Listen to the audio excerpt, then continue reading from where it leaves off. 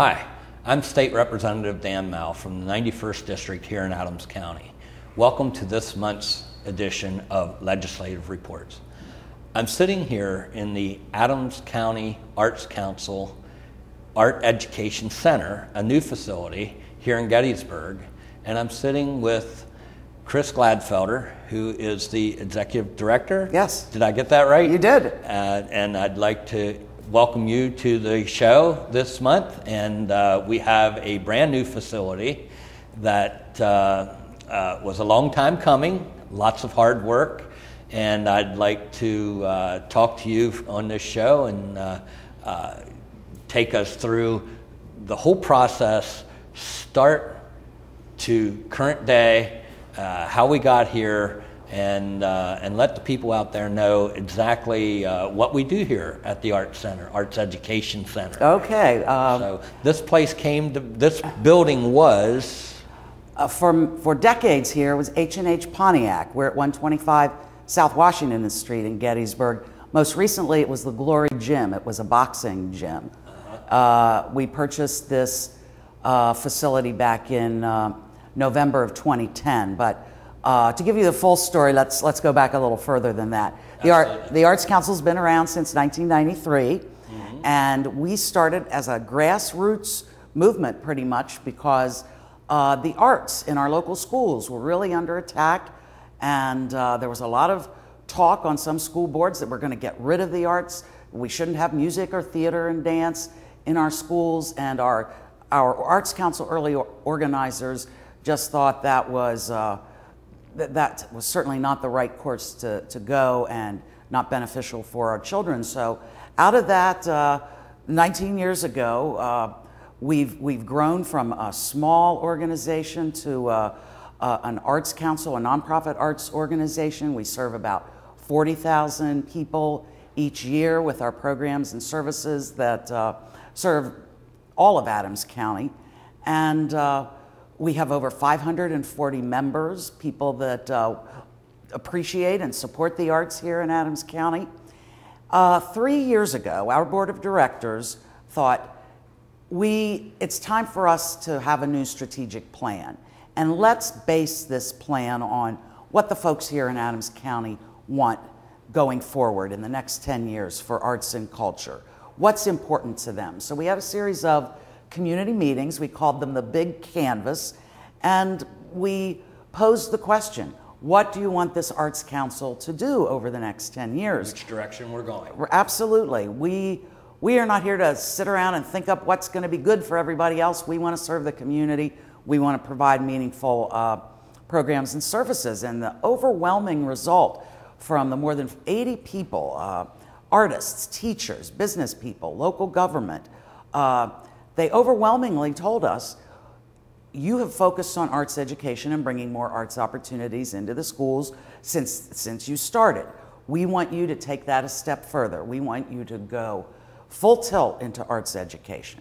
We also heard from the vast and wonderful community of artists here. We don't have any place to show our work. We need more support. One of the Arts Council's slogans is, you gotta have art. Well, if you gotta have art, you gotta have artists. And artists, they shouldn't be expected to do things for free. They need support. They need cultivating. So we want more services for artists. That came out of our strategic planning process. People were particularly interested in arts programs for children and students that are at risk, are from low-income families that just don't have the arts opportunities that other children here in Adams County do. We were told we want the Arts Council to really focus on them, and don't forget our ever-growing population of senior citizens.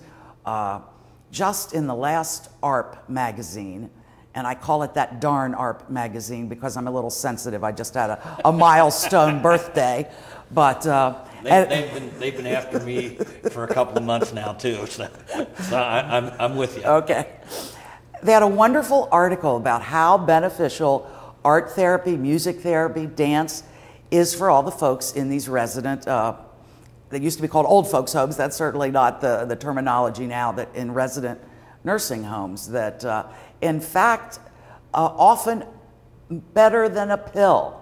how the arts can improve the quality of life for our senior citizens. And if you have a family member that's getting up there in years, and if they can have a good quality of life and feel good about themselves and what they're doing, that makes a tremendous difference for everyone else in the family. So it's important that senior citizens have the best possible quality of life. So more services for at-risk youth in terms of an after-school program, more services for senior citizens, and let's get all our children started out right by having programs for preschool children as well. So that's what we were told. Our board of directors, they didn't put that strategic plan up on a shelf. They said, all right, we're going to make that the #1 goal. That's going to be our strategic plan. We're going to make this happen. The board appointed a committee. We went out and started looking for properties. We found this one here. It's in Gettysburg's 3rd Ward in a district richly historic. This was home to our African American population since before the Civil War. And because this property was here in what is Gettysburg's Elm Street district, and Elm Street, of course, the state focuses on neighborhoods surrounding our downtown areas that are in need of revitalization. So the state has played a role in revitalization here in Elm Street. Because our building was here, we were able to qualify for a federal mortgage loan, low cost, 40-year loan through U.S. Department of Agriculture. We also conducted a capital campaign. And one of your colleagues in Harrisburg, State Senator Rich Alloway, has been a big help to us. He provided some state funding for this that really got this off the ground, and we appreciate all your support to this. You were one of the first people that we came to and talked about this when we had this idea 3 years ago. So we're so proud that during a recession, we have raised slightly over $800,000. That's fantastic. For this project, and it's indicative of the level of community support we have here in Gettysburg and throughout the county for arts education. It's so beneficial for children. It helps them become better learners, helps them master core subjects, just like sport. Well, not similar to sports, but in a different way. It engenders teamwork and cooperation, and I think it helps make children better future citizens. How are the people from directly around the facility in the community, are they responding to this in a very positive way? I would imagine so. We have had, at our grand opening on October 29th, we had quite a few folks from the community come down here. That was the day we had the fluke snowstorm. So they walked down here and are just so excited that it's here. And let me tell you, when we moved from our location over on Carlisle Street, because we were in a 400 square foot room over there where we had been conducting classes for the last several years. And 400 square feet. 400 square feet. That's very small. Now we're in a 10,000 square foot facility. But when we moved from there to here, we had some students help us. They did a great job. And one of them was here from told me that she lived here in this neighborhood. And I said, well, look, we're going to have this after-school program. I showed her our workshop where you'll be able to make pottery or jewelry. We have these really neat kilns and wheels and a lot of equipment. And she said, okay, well, I'll come back. I said, come for our grand opening. And I didn't know if I'd ever see her again. And a few days later, she came back with, brought her sister, big smile on her face, and gave us her information and said, when your program starts, I want to learn how to make pottery. I want to learn to make jewelry. I'm so excited now. I want to do this. So they're like sponges, aren't they? Oh my gosh! They're just absolutely thirst to learn. Absolutely. And once they strike the interest, and I was always the mechanical type person, and as I was coming through school growing up, you couldn't pull me away from an engine. Some other kids, they find art, sports, whatever. Absolutely. What a great outlet for the youth. Here. Absolutely, and it keeps a lot of kids in school.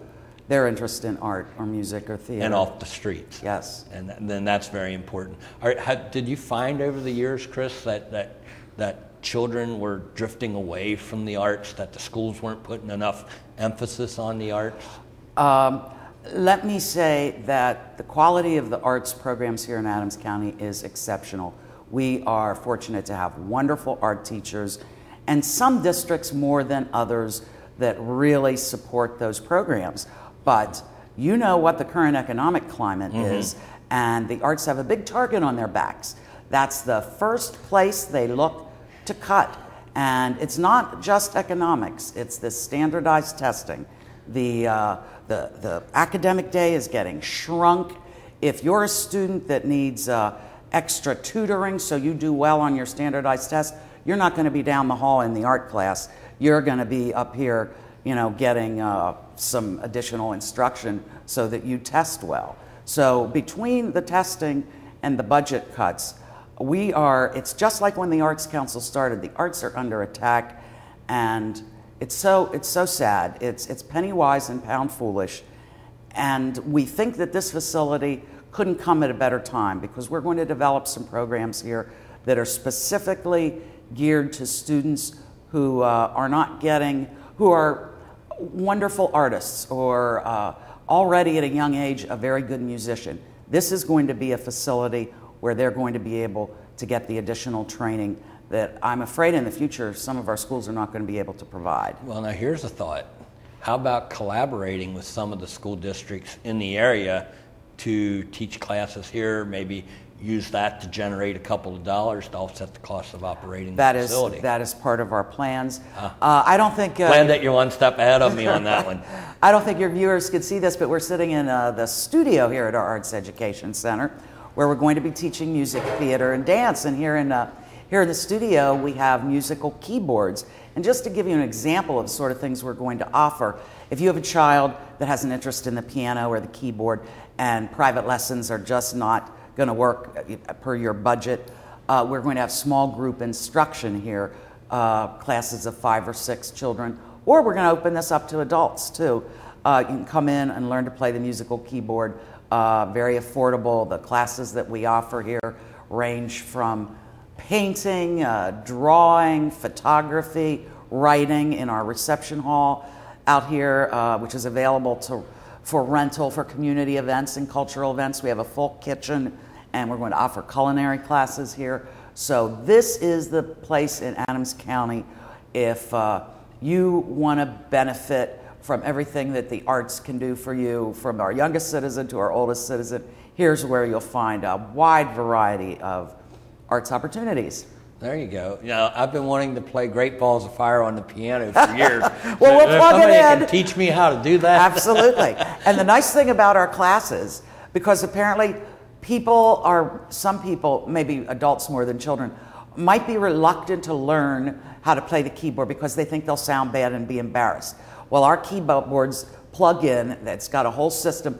Nobody else but the teacher will hear you playing Great Balls of Fire. Oh, how so neat. No one else will until know. I'm ready to unleash it to exactly, the public. Exactly. And did I hear that you actually will rent out the front room here for reception? Now we offer a full-scale schedule. It's online at our website, adamsarts.org. So we're going to have lots of things going on in here.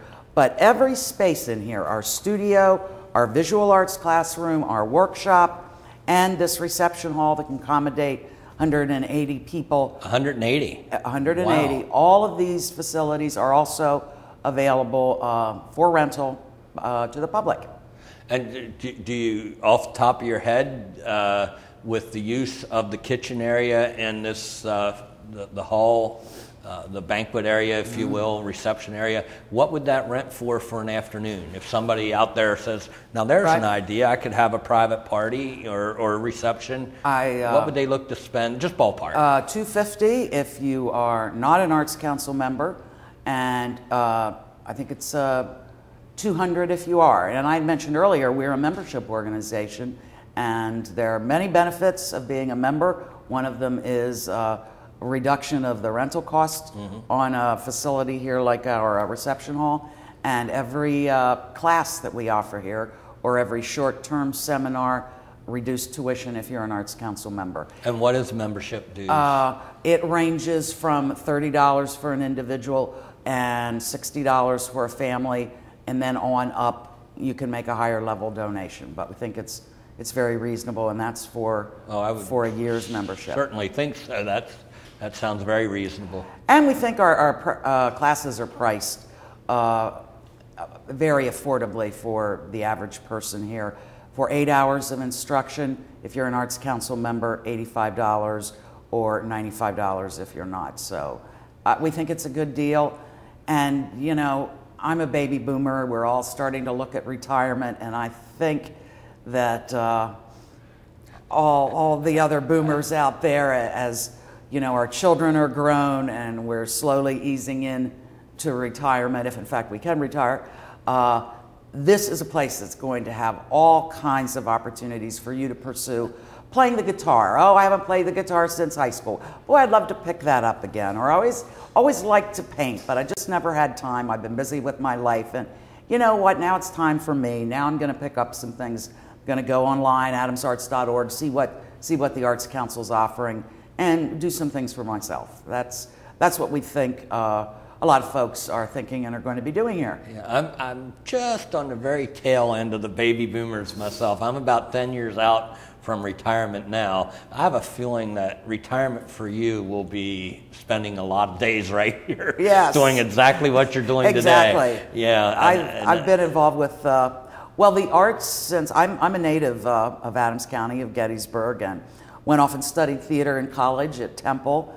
Couldn't wait to get out of this little hick town, and after 4 years in the city, I couldn't wait to get home, and I've never left, and done all kinds of theater things here, and became involved with this Arts Council in Adams County. Well, our mission is to cultivate an arts-rich community, and Adams County is an arts-rich community. We have so many people here. And we have such culture here. People don't realize absolutely, but there's such culture here, and to not take advantage of that, not express that to the community would be what a loss. And, yes. and I thank you for taking the initiative that you have to make all this come about.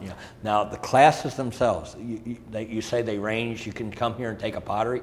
How many different types of art? And you gotta understand, you're talking to someone that doesn't know a lot about art. That's all right. I couldn't draw a straight line if my life depended on it. You would come in here and have a good experience. People don't have to have a lot of background in art, because we offer all different kinds of levels.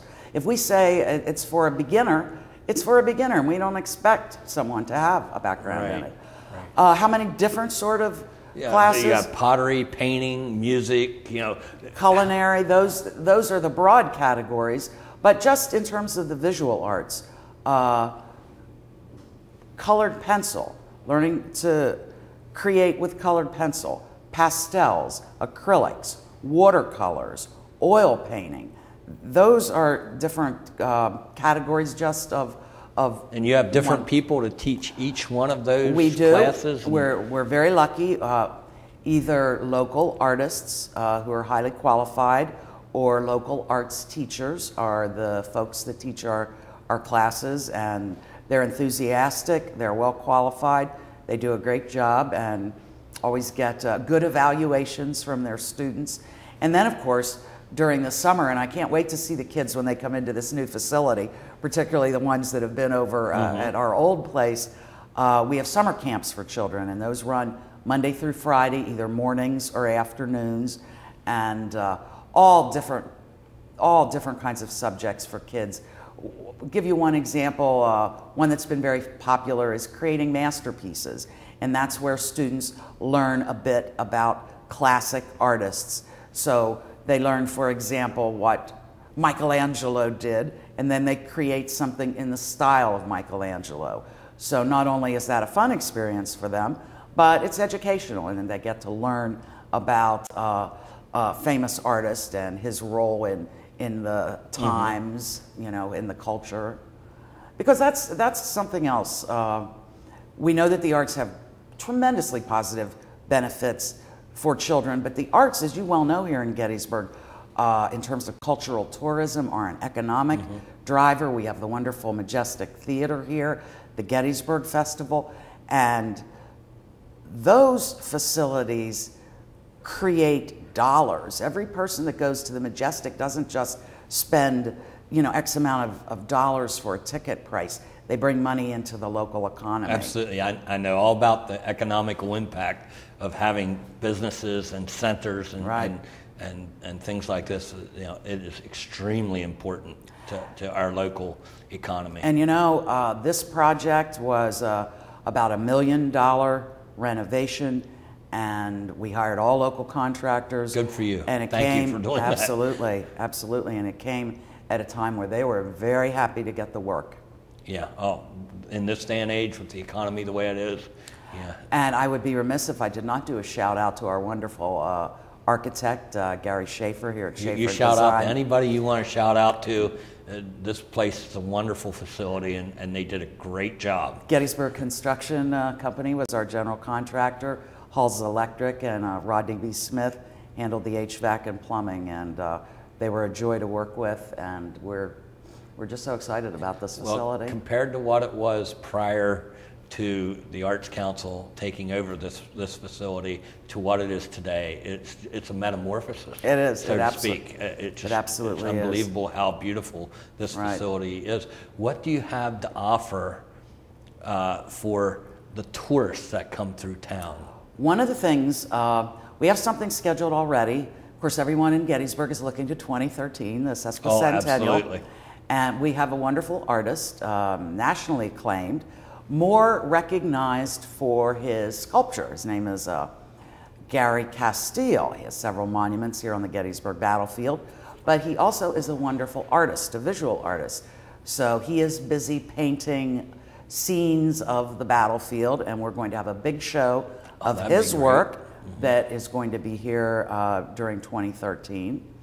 We are in the process of starting programs with the local B&Bs and hotels. We want to offer some traditional arts and crafts programs here, so that, say for example, a couple comes here and the husband wants to go out on the battlefield, the wife's not so into that, she could come down here and learn some, say some fabric things, learn arts and crafts that were during the Civil War period, or Civil War era pottery, coopering, blacksmithing. We really hope we can do a whole gamut of different things so that you can really get immersed in the history of the time here in Gettysburg during the battle and see what some of the local folks were doing to earn a living and to create the utilitarian items that they needed for their homes. So that gives you an idea. Plus, we're starting in a couple of weeks with a brown bag lunch series.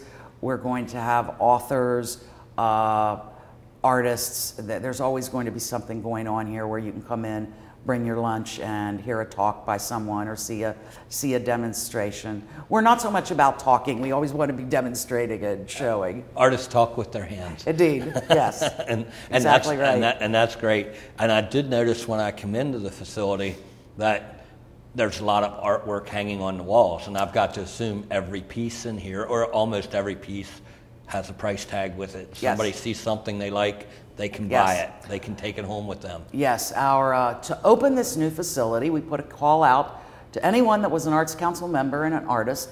They could exhibit one piece of their work. There would be no entry fee, and the only qualification was it has to be for sale. And actually, the member show will be being taken down today. We sold quite a few pieces. It's all local artists. We have, I believe, 36 artists, everything from jewelry, photography, paintings. I think there are some handcrafted books that are going to be for sale. Affordable, one-of-a-kind items that will make a unique gift. So there is something here for the tourists, even if they don't want to learn a craft or take a class or whatever, they can come in here and just buy something.